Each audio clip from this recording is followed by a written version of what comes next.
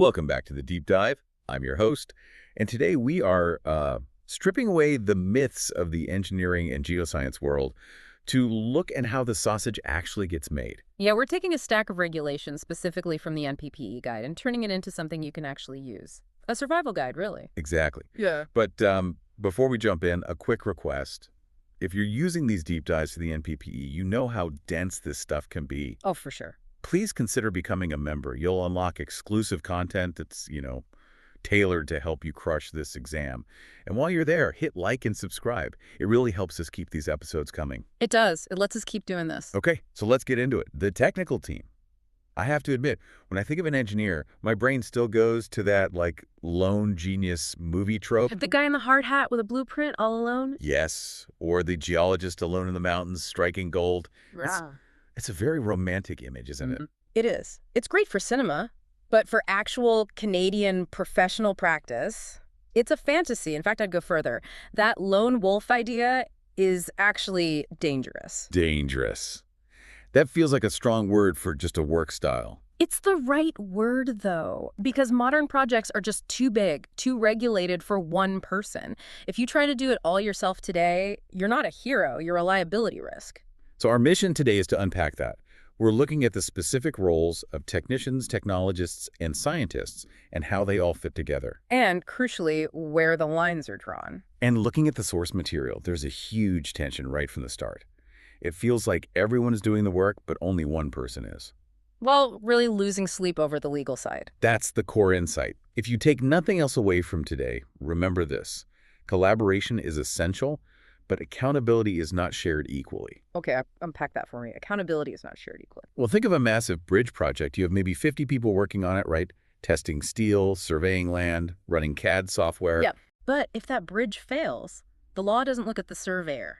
It doesn't look at the CAD drafter. It looks at the licensed professional who stamped the drawings.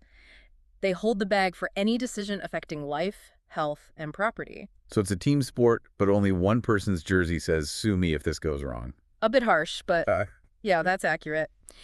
And that creates a very stressful dynamic if you don't have clear rules and roles. You need to know exactly what the people under you are doing. So let's set the stage. Why even have these complex teams? If all the liability is on the professional, why not just hire 10 more licensed professionals?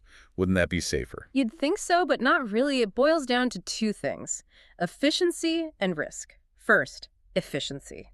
It just makes zero business sense to have a senior engineer with 30 years of experience standing in a muddy ditch waiting for a concrete truck. Right. You don't use a scalpel to chop wood. It's a waste. Exactly.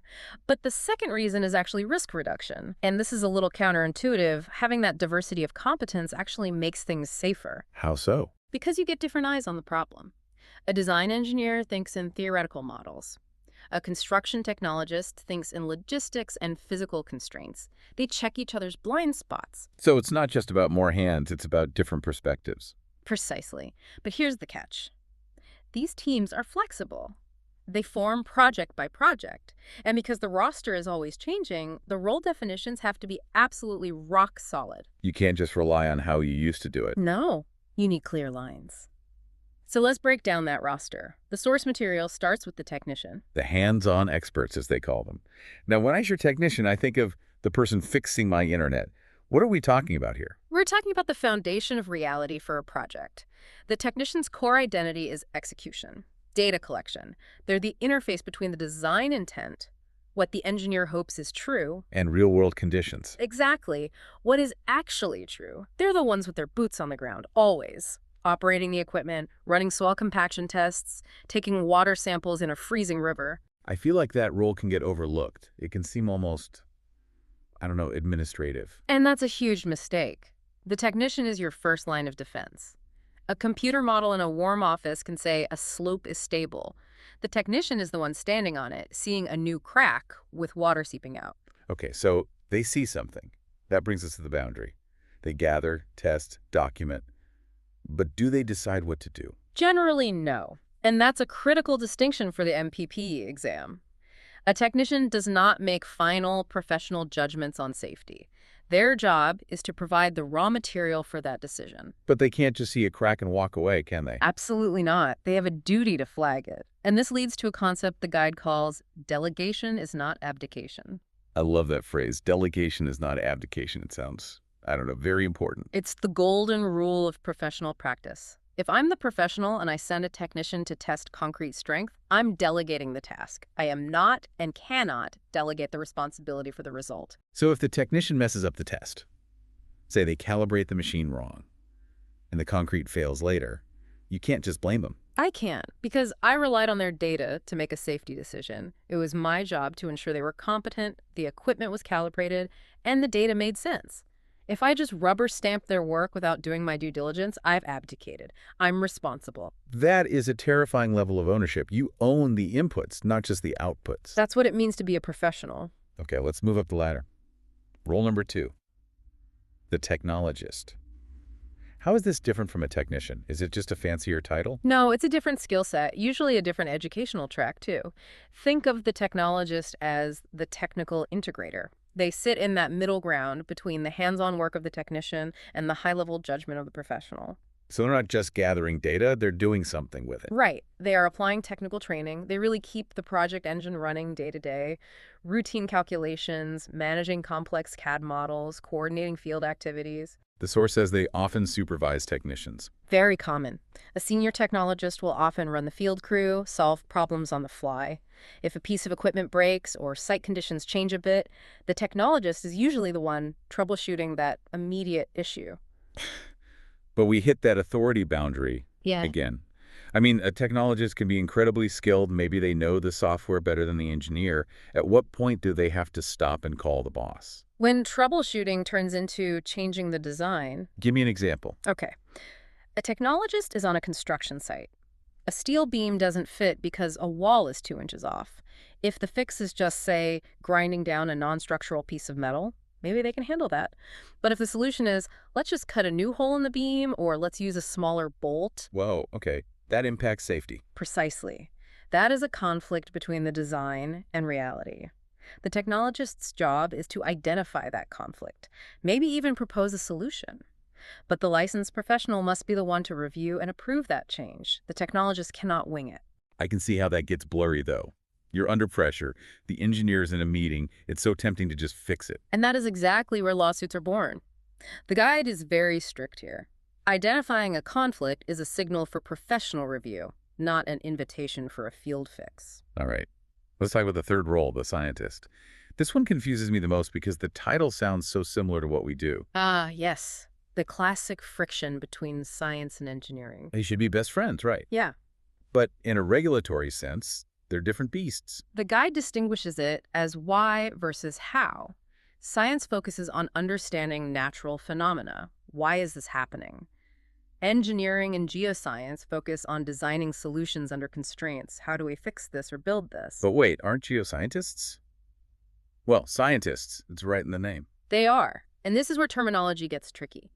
In this specific context, when the guide says scientists, it's often referring to subject matter experts who might not be licensed professionals in that specific field, but provide crucial data inputs. Like what? Give me an example. Think of an environmental impact assessment. You might need a toxicologist to tell you how a chemical affects local fish, or a botanist to map rare plants, or a meteorologist to model wind patterns for a new smokestack. Okay, so these people are incredibly smart. Probably way smarter than the project manager in their specific niche. Oh, without a doubt. The toxicologist knows more about poison than the civil engineer ever will.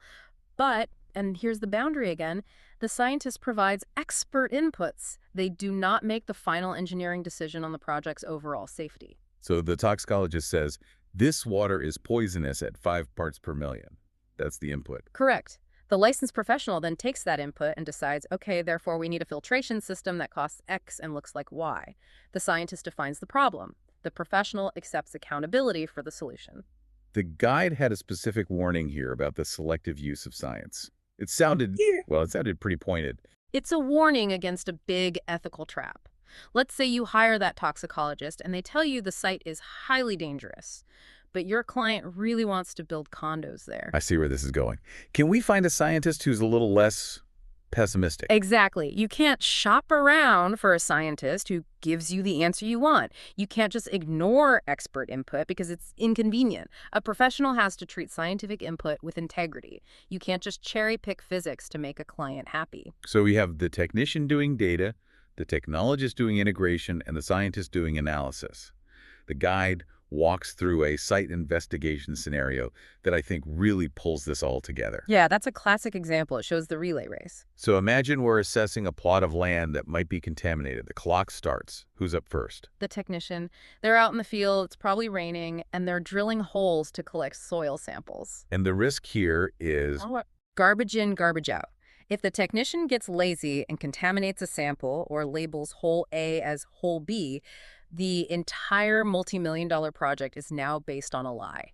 They have to maintain the chain of custody. okay, samples are bagged and tagged. Who's next? The technologist, they're likely coordinating the chaos from a field trailer. They make sure the technician followed the right standard, they compile the lab results, they run a sanity check. Hey, these numbers look way too high. Did we calibrate the machine? Oh, the filter. The first check. Exactly. Next is the scientist, maybe a hydrogeologist. They look at those raw numbers and interpret the behavior. They tell the story.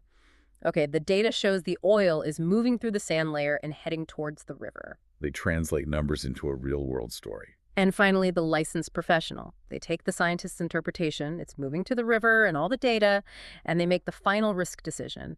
They sign the report that says, this site requires a barrier wall, or this site is safe for construction. It really shows that if you pull one person out, the whole chain just snaps. Yep. Remove the scientist, you build the wall in the wrong place. Remove the technologist, the data's a mess. Remove the technicians, you have no data at all. This all leads to the rules of engagement. How do you manage this team? The guide talks about delegation and supervision. What does good supervision actually look like? Well, people hear supervision and they think micromanagement. You know, the boss breathing down their neck. Right, checking every email. That's not supervision, that's insecurity. The guide outlines 3 pillars for effective delegation: competence, risk, and controls. Break those down. Competence No. is the person trained for the task. Risk. How does this task affect safety? The higher the risk, the closer the supervision. And And controls. What are the review steps? What are the checkpoints? the guide also mentioned escalation routes. I really like that concept. It's vital. Supervision means establishing a protocol. It's saying, I'm not going to watch you type every number, but if you see a reading above 50, you stop everything and call me immediately. That's an escalation route. So it's about setting tripwires. Exactly. You give your team autonomy, but clear instructions on when to pull the emergency brake. This all ties into due diligence.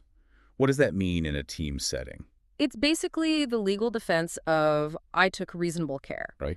And in a team, it's a two-way street. It's the technician documenting an anomaly instead of hiding it. It's the scientist expressing uncertainty saying, I'm 80% sure, not 100. And it's the professional challenging those assumptions, not just accepting good news because it's easy. Right. If a report looks too good to be true, you have a duty to dig in. This leads right into culture. Because you can have all the flowcharts in the world, but if the culture is toxic, none of it matters. This is the invisible risk factor. We talk about psychological safety in business, but in engineering, it's a prerequisite for public safety. The fear factor. Yeah. Imagine that technician again. They see a weird reading, but they know the project manager is over budget and screams at anyone who causes a delay. What does that technician do? They pretend they didn't see it. They bury the problem. And that hidden hazard gets built right into the foundation. That is a failure of the professional's duty to create an environment where bad news can travel upwards. The source also mentions giving credit. Which is huge. Acknowledging the contribution of the technologist isn't just nice, it builds the trust you need for them to watch your back. If you treat your team like tools, they won't protect you when you miss something. We have to touch on the business side too. A client might say, this sounds expensive, just have the engineer do the testing.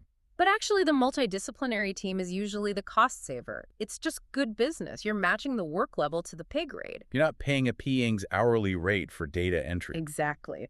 But there's a hard line here. Business pressure cost, schedule, client demands must never override professional scope. You cannot cut corners by shifting professional tasks to unqualified people to save a buck. So no, we're over budget. Just have the technologist sign off on this design change. That is unsafe, unethical, and illegal. If it requires professional judgment, a professional must be involved, period. It's a really compelling look at the whole ecosystem. It really recasts the professional, not as the do-it-all hero, but as, I don't know, the conductor of an orchestra. That's a perfect analogy. The conductor doesn't play the violin, they don't play the drums, but they are 100% responsible for the music. So let's wrap this up. We've covered a lot of ground. To recap the hierarchy, technicians are your data and execution experts.